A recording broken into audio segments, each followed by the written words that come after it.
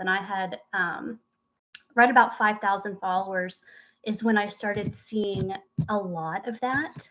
And I realized, like, okay, like, hey, like, something might be happening here, you know? And so for a long time, it was just books that would show up at my door, and I would read and review and promote, and everything was great. And then as I continued to grow my account, different opportunities started coming into my inbox. That was Katelyn Cole. We are Instagram friends, like a lot of us probably are with people, because hey, that's the way it works now. And I invited Katelyn to be on my podcast literally because I love her Instagram. I love her pictures, I love her captions, and I've been following her for a while now, so I've seen how she's grown.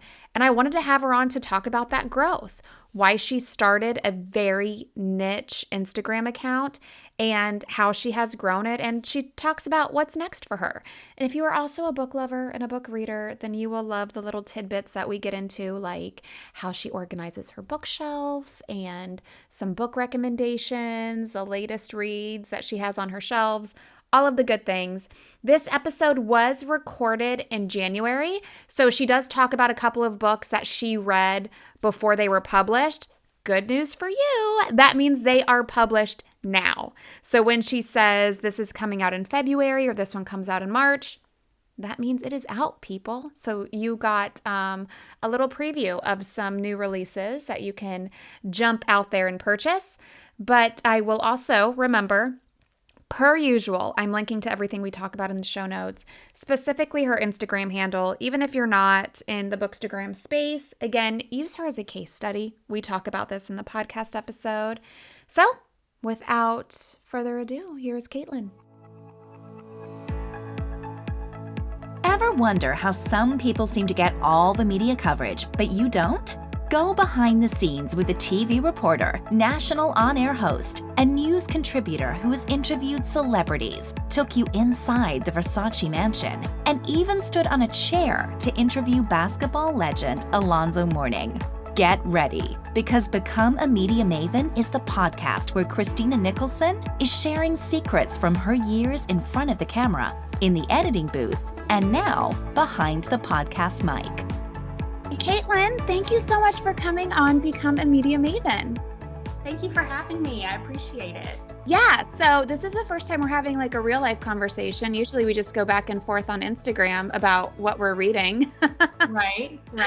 But I'm excited to chat with you because you have such a great Bookstagram account, and I want to talk about it. I mean, I've always read, like, ever since I was little, but then I found Bookstagram probably like maybe 2 years ago or so, and I was like, oh my gosh, I'm going to search this hashtag, and I'm just going to follow all of these amazing people, and I just love your account. So talk to me about how you got involved with Bookstagram. Like, how did you realize this thing existed? That's funny that you say that's how you found Bookstagram, because that's exactly how I found it. I've always been, a passionate reader, and just I was to a point where I was like posting about books on my personal Instagram and Facebook pages, and my friends and family that were just kind of like, oh, haha, it's nice, great, I'm glad you're enjoying it. But like, I wasn't really getting much feedback.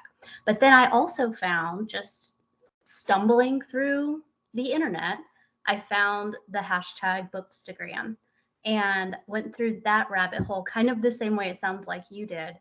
And that really just opened the door for me of a whole new world of being able to connect with other readers and having those deeper conversations with people who actually care to talk about books. How long ago was this? I started my Bookstagram account in April of 2019. So coming up on 3 years.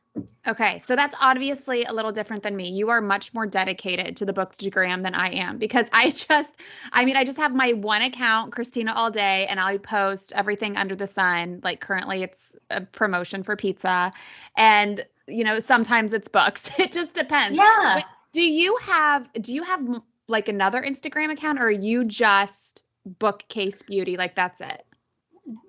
Just Bookcase Beauty. I mean, I keep a personal account just for my friends and family, and that one is a private account. But that's, yeah, Bookcase Beauty is my only public account.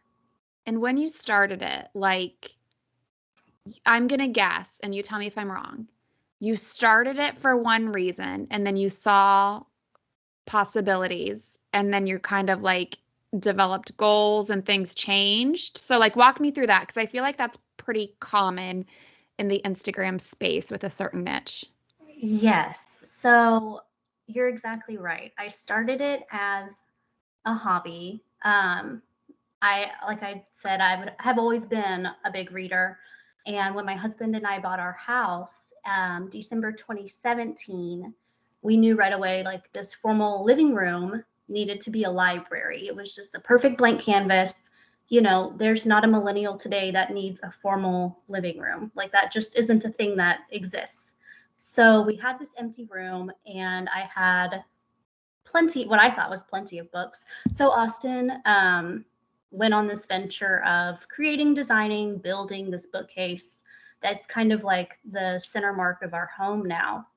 And And it's so, stunning. Like, people thank listening you. need to go find you on Instagram at Bookcase Beauty and look at it because it's Well, gorgeous. thank you. He You're worked, I mean, I will praise him every chance I get. He just worked so hard on it. And it's such a point of like honor to be able to say, like, thank you so much for liking it. My husband made it for me. Like, so that's just a really sweet kind of thing that I get to brag on him about. But so that was about the same time. Once he built the bookcase and I put on the books that I had onto the shelves, I realized very quickly that, oh, I thought I had a lot of books, but I actually do not. And so it was really empty for a really long time. And about that time, I discovered Bookstagram, and it was really a hobby. It was connecting with readers, it was sharing our thoughts, and it still is that. But you're right, it's kind of grown into um, something a lot more.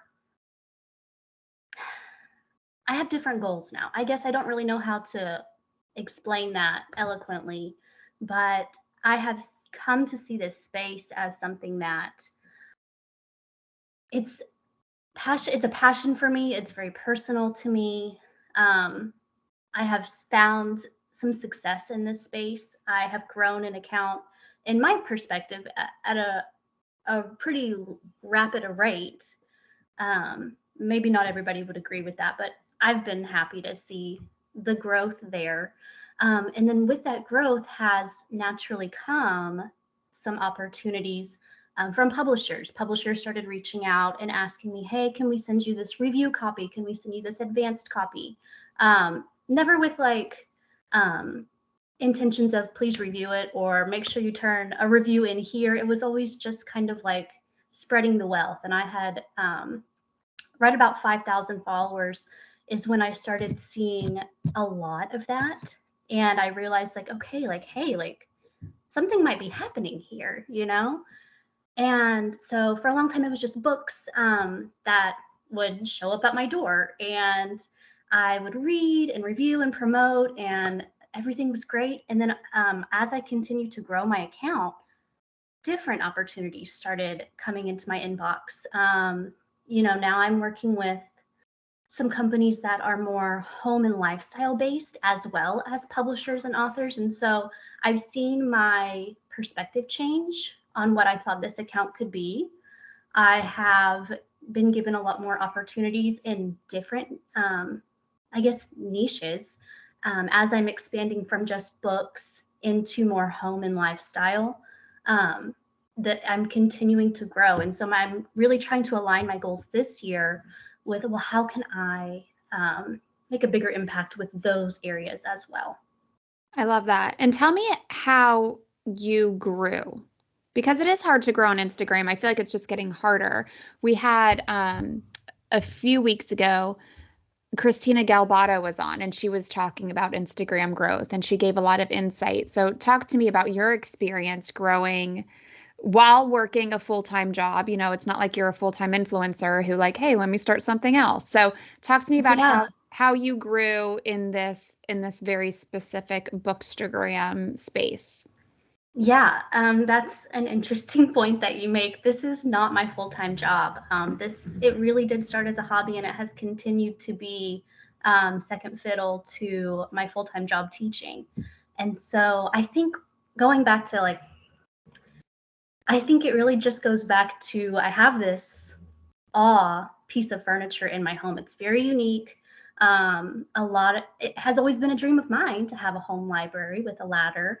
And I know that's Same. something that a lot of people can connect with. And when they see that, they scroll through the explore page on Instagram and it pops up. I think really that is what has drawn people in is this fixture that's in my home. There is novelty to that. And then when they come to my page and they see the different things that I'm talking about, book mail or advanced copies or reviews or, whatever it may be, I hope and I feel like the content that I'm providing supports the value that that novelty had bringing them to my page. And I think those two things in combination have helped it be so successful. I really try to stay as engaged as possible with people. I have several very like strong relationships with people. And then, of course, I try to engage with all the comments and all the DMs. I was really, really terrible at staying on top of DMs last year, like so bad. That's a goal that I have this year is to not let that requests folder get to 99 plus. Like there was just a never ending um, request comments or DMs. So I'm getting off topic here. I apologize. But I think in combination of staying engaged and having that um, novelty that draws people in have played together in the success of the page. Yeah, I mean, I don't think you're going off topic at all because I think engagement is huge. And, talking back and being social with people is a big part of it. Now, you talked about responding like to those DMs or the comments. What about starting conversations? Like, are you finding other bookstagrammers? Are you finding authors, publishers? Like, do you start the conversation? And if you do, who do you target to do that? Absolutely. I start the conversation. I follow hundreds of bookstagrammers, and I think my algorithm has probably gotten to the point where, there's like my top 50 people probably that it feeds me pretty quickly. And I try to engage with as many people as I can on the homepage, liking, commenting. There's several posts that I save because of their recommendations or publishing dates that I want to remember, but I also go down the rabbit hole of hashtags. So I follow several hashtags as well. And I end up engaging that way with accounts that either I don't follow or I haven't heard of yet. And that has brought in many more connections as well. And I also try to stay engaged with brands. So the four main publishing houses, their imprints, there are like some other collaborations that I've worked with in the past. I try to stay engaged with their social media content as well, because I know that by me consistently staying in contact with them, when they do have an opportunity for collaboration, I'm going to be hopefully at the top of their mind. And besides hashtag Bookstagram, which is probably the most popular one, what other hashtags do you follow? I follow the large, like celebrity book club. So I'll follow Reese's book club, Mhm. Read with Jenna. I follow hashtag Book of the Month. Um, let's see, GMA book club, Oprah's book club, and the people who are using that hashtag, just like me, they're not always posting about the book of that club's the pick of that book club's of the month. That didn't come out right, but I think you understand what Yeah, I'm yeah, saying. right. People routinely are using that hashtag to stay in collaboration, to stay connected with the other people who share those same views and those same hobbies. So, it's not like I'm just consistently, seeing the same book over and over. When you follow one of those hashtags, you end up seeing, even more variety out there. Yeah, that makes sense. And talk to me about the time commitment because like It's time consuming, not just, first of all, we have to keep in mind that you have a full-time job. So there's that. Second of all, it's time consuming just to do the engagement part on Instagram. Then we're actually reading books here, people. That takes time. We'll get to that Yes. after this. But because you also have beautiful pictures. You have beautiful, bright pictures. And, it's not the exact same picture every time. So talk to me about like, what is your process as far as what is this picture going to look like? And what am I going to write in the caption? How is it going to be thoughtful? Like, what is your process for that like? My process for that has really developed over the past few years. So as of now, in the place that I'm in, um, I try to stay at least like a week out in planning content, preferably 2 weeks out. But I have a little calendar and I kind of in pencil because everything ends up shifting and changing. I kind of plan out um, what am I expecting to post this week? What are my requirements? Do I have any collaborations that I need to pencil in? And then how can I work around that? And so I kind of get, you know, um, kind of like a 2 weeks at a glance of where I'm going. And then I really have to be intentional with my timing as far as when I take those photos, because not only am I planning around my job, but I'm also planning around the sunlight because the way that my house is situated, positioned, the sunlight is only great in the mornings. And so I have to really plan out that far. That way I can shoot a bunch of content, let's say Saturday or Sunday morning. There are the times when I do need to take photos like in an afternoon when I come home from school. But if I can help it, that's the ideal lighting. I try to make sure that I'm, you know, being intentional with my time and planning it out to be the best photo possible. And your photos are So, beautiful. They're very bright. Now, do you set this up on a timer, or is he an Insta husband?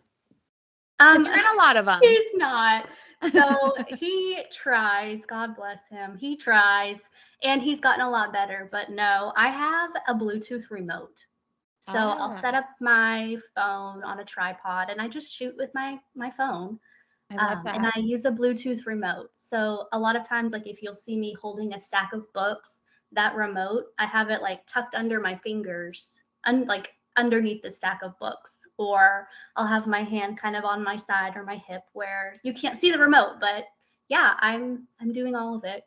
Very clever. I use the self timer trick. Now, what do you use to edit? Because your pictures, they're very bright and vibrant. You have a lot with the blurred background. So how do you shoot those on your phone yourself? Like with the blurred background? Like I know that's a setting and all of that. And then how do you edit Mhm. as well? So a lot of times I'll use portrait mode and then I do all of my editing in Lightroom. And when I first started my Bookstagram account, I did buy some presets and I still have them on Lightroom, but my style has just kind of naturally changed so much now to where I have my own saved presets in Lightroom, and that's what I use to edit every photo. So for the most part, as long as that lighting is consistent, I can pretty much do a one click and I'm done now. Now, it used to be way more than that because, it just takes time and um, to figure out what you like, especially when you don't know that software too well. But now I've got it pretty much situated to what works for me. Very cool. Okay, so now speaking of timing, I thought that I read a lot, but I feel like you read like three times as much as I do. I am always listening to a book and then I'm always Yes. like physically reading a book. And then I did get a Kindle for Christmas, which I haven't even used yet because, first of all, I'm a little pissed at the local library because they don't Ah, allow you to rent books on the Kindle. They will on like the Amazon Fire tablet, but they don't have really? anything with the Kindle itself. Huh. So I'm gonna have to like, I guess, buy some books on the Kindle now. Haven't used it because I'm old school and I like a physical book. But anyway, I'm always listening to one and reading one. So you tell me, what is your, I mean, we kind of talked about your content calendar schedule? Like, do you have like a reading schedule? Like, how are you reading so much? I don't have a reading schedule, but I do have sometimes in my day when that I try to make reading my first priority. So when I wake up in the morning, I wake up at 5 o'clock and then I try Oh, to leave the Lord. house That's for early. it is early. I used to wake up earlier to run, and I have gotten out of that habit. But I used to wake up at 4:25 to get up and run. And while I was running, this is a great opportunity. I would listen to audiobooks, and so I know a lot of people they really turn to like fast-paced music or loud music to get them going for like working out. But for me, when I was going on a long run, getting lost in a long story, it wasn't my fastest time, but it was a stable time. And I could continue running longer because my mind was focused on a story. So that's one way that I was getting in plenty of reading. Another way is now that I'm not waking up for that, I am sleeping in a little bit more. When I do wake up and I'm drinking coffee in the morning, I will take a quick 15, 20 minutes or so on Instagram, on email. And then I will open up a book, hopefully for about 20, 30 minutes. And so that's a really nice way for me to like get my day going, have a little me time. And then it's a nice way to get my mind thinking and churning without having to like be too physical. So then when I come home in the evenings, we have dinner, sit down, hang out for a little bit. And then Austin and we are like two peas in a pod. We're like, we both love our together time and then we both love our alone time.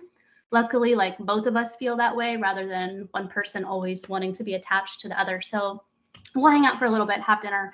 And then the rest of the evening, I'd say maybe like 7:30, 8, he goes off and plays video games because yes, he's a grown man and he plays video games. And then I go off and read. And so it's fabulous. I am wondering if you watch any TV shows. Like, do you do any Netflix binging and stuff? Oh, you do that too. A little bit. No, I really don't watch much TV. The What only if it's time the based TV off gets of a book? yes, I'll watch that. Like I just finished One of Us is Lying. I think you're the one who told me it was on Yes. Peacock. So I Yes. watched it and my husband loved it. Yeah, we both loved it. Austin was really hooked on it. I will watch adaptations, and I find enjoyment in that for sure. And I always, as any reader would, I always nitpick it, and well, they Yeah. skipped this part, or they didn't do that part, or well, how do you know the relationship wasn't even built? How do they know? And Austin Yes. just kind of rolls his eyes, like enjoy the show. No, we are those Um, people that people like yes, don't want to watch the adaptations with us because we're doing that. we the only time the TV really comes on is when there's a show that we want to watch together. So, we don't have a ton of overlap on that. So, like Yellowstone, we're all into Yellowstone. We're Okay. into 1883 now. Okay. Um, every once in a while, we'll watch TV, but really, we don't watch much, either of us. Really? Okay. And you're probably not doing a lot of, besides like the Bookstagram thing, you're not probably doing a ton of scrolling. Because I feel like a lot of people who ask me, like, oh, how do you have time for this? And I'm like, well, like, look at what you like, how do you spend your time? Like, look at your screen time on your phone.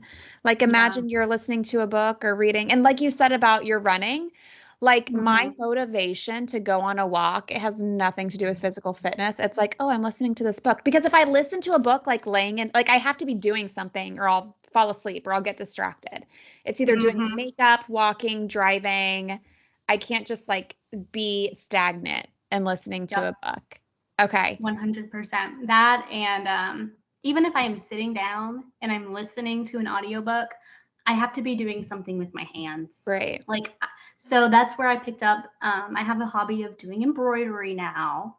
And Love. so now I'm doing embroidery while I'm listening to audios. But a lot of times when I'm listening to audio, now that I'm not running, it's when I'm driving, when I'm shopping, when I'm cleaning the house. Those are times when I don't have to be like super well, I should be super focused when I'm driving, but you know what I mean? Like you have the opportunity to take in audio around you. 2 last questions. 1, how do you organize your books on the shelves? Oh, I love this question. So I organize them alphabetically, but I Oh, have 2 sets of the alphabet. So my bookshelf has 8 rows. And so the top 4 rows are alphabetically books that I have read because I don't have to touch them as often. And then the bottom 4 rows are alphabetically I have not read yet. That way I can stop. easily reach them. Yeah. Caitlin, that's a lot of books. It's a lot of books. Yeah. Do Half of you the buy bookshelf. them or Yeah. all of those shipped to you? It's both, but I would say it is heavier on gifted books. That's Yeah. fantastic. I only partner on a regular basis with Random House, and I get to select 4 books a month Mhm. for them. But I mean, every once in a while, a publisher will send me something here and there, but I don't get nearly as many as you do on a regular basis. That's fan freaking tastic. It is really, really wonderful. Like, what a dream and like what a gift, right? To like have an endless supply of entertainment and like the form of entertainment that I appreciate the most. I feel very lucky that I am gifted so many books. Now, drop some book recommendations for us all. I feel like we like the same kind of books. Like I like romance, I like thriller, I like mystery. And Okay. that's about it. And then I read a lot of nonfiction. I don't think you read much nonfiction, do you? I don't. I Yeah. don't. I think I read maybe like 12 or 13 nonfiction last year, but that's out of like 130 total. So like that's I would like to grow in that area, but that's not really where I find my like Yeah. It depends. refreshing time. Yeah. Mm-hmm. So last year, I guess I'll give you some book recs from last year. All right. Or are you looking for like so far what I've read this year? I don't know. What do you Hey, want? any books that like stand out to you. Like whenever anybody asks me, I read this book so long ago. It's a nonfiction. It's called How Starbucks Saved My Life. And I always suggest that one for people. And I just think it's just like such a great feel-good story. I don't know, but there's so many good ones. You just had an advanced copy of the sequel to Finley Donovan is Killing It. Yes. I loved Finley Donovan knocks Donovan's him Killing It. dead. So I can't wait She to read Knocks 'Em Dead. It's funny, man. It's so So funny. funny. I love a funny murder. And yeah, a funny murder book. And I was trying to tell Austin about it. It's a funny murder book, like, she is this hit woman but it's so funny. And he's like staring at me like I've lost my marbles. Like, Yeah. why do you think it's funny that, she's murdering for hire? Like, Like, no, no, no, she no. didn't know she So was hired. She didn't know she was a hit woman. That's why it's funny. right, right. Yeah. So this year, though, yes, that one is definitely on my list. That one publishes in just a couple weeks, February 1st. Mhm. And then another one that I read, the first book I read this year, comes out at the beginning of March. It's called The Night Shift, and it's Okay. by Alex Finley. So Oh, not to be she's confused good. with Finley Donovan, but Alex Finley. Right, right. And this book is fantastic. So part of it is in the past. It's 1999. Which It's in the was a great 1990s. time. Yes, it was. I mean, yeah, we were at, and it takes place at a Blockbuster. So there's this mass. Okay, so now I'm like really onto murder books, obviously. It Love. was this multi murder at a Blockbuster. So 3 people were killed, the 4th person survived. The killer, there was somebody arrested, but there may be some speculation on if that person was really the killer. Well, fast forward 15 years later, so early 2000 teens, Hmm. then something similar happens again in an ice cream shop. So there's 3 employees that are murdered, the 4th one survives. And there's a connection between the 2 survivors Oh, um, from their experiences. And this sounds so, so good. oh, it's so great. I just flew through this book. Yeah. Like, So a definitely book is a recommend that. 5-star read when you're like, nope, not going to sleep. I have to stay up and finish it. Like, if you have to Yeah. do that, it's a 5-star read. I finished it in 2 sittings. And that was just because of like time of day where I could have finished it in one day for sure.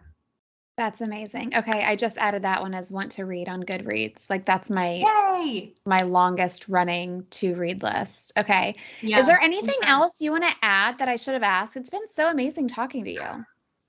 Oh, it's been great talking to you too. I'm not good at talking about myself, so I'm glad that you provided the questions. You are Um, fabulous.